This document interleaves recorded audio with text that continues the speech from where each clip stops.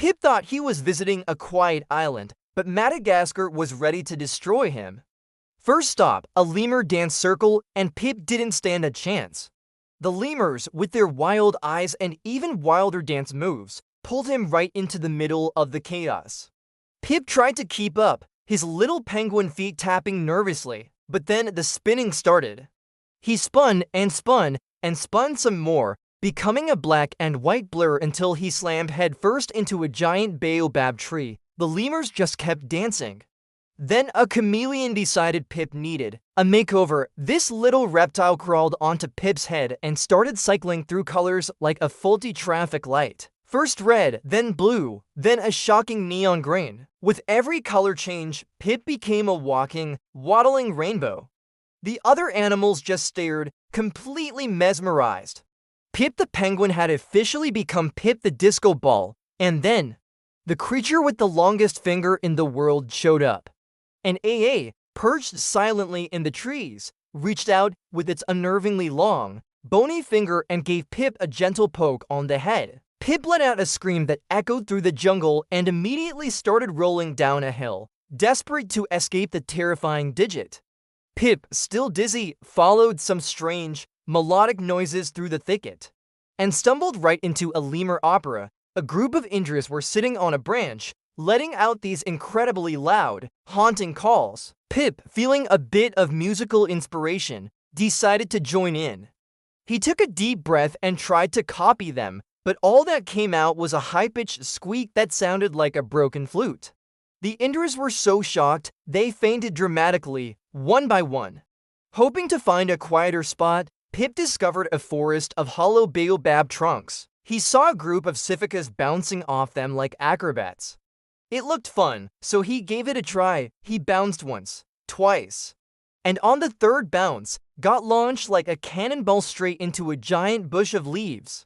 The cificas just jumped higher, as if nothing happened. Yeah, not so much of a superhero. Just when he thought things couldn't get weirder, a tiny bug with a neck longer than Pip's patience showed up.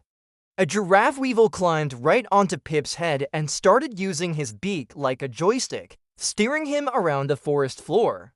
Pip ran into trees, tripped over roots, and bumped into everything in his path, completely out of control. Trying to escape, Pip stepped near what he thought was a strange, red rock. It wasn't a rock.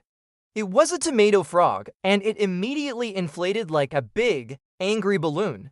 Pip panicked, slipped on a wet leaf, and bounced right off the frog's squishy back like it was a trampoline, flying through the air once again. Suddenly, a tiny, spiky blur zipped past him. It was a tenrec, and it had the energy of a whole espresso machine. It zoomed around Pip's feet, then climbed up his body, slid down his back, and did it all over again. Pip spun in circles, trying to keep track of the little creature, until he was so dizzy he could barely stand. Exhausted, Pip leaned against a large leaf to catch his breath. But then, the leaf blinked. A flat-tailed gecko, perfectly camouflaged, jumped onto Pip's back. He shrieked and started running around in circles, trying to shake it off. But the gecko was a master of disguise, appearing and disappearing on his back, making Pip question his own sanity. As if on cue, the jungle went silent. A sleek, powerful fossa appeared from the shadows.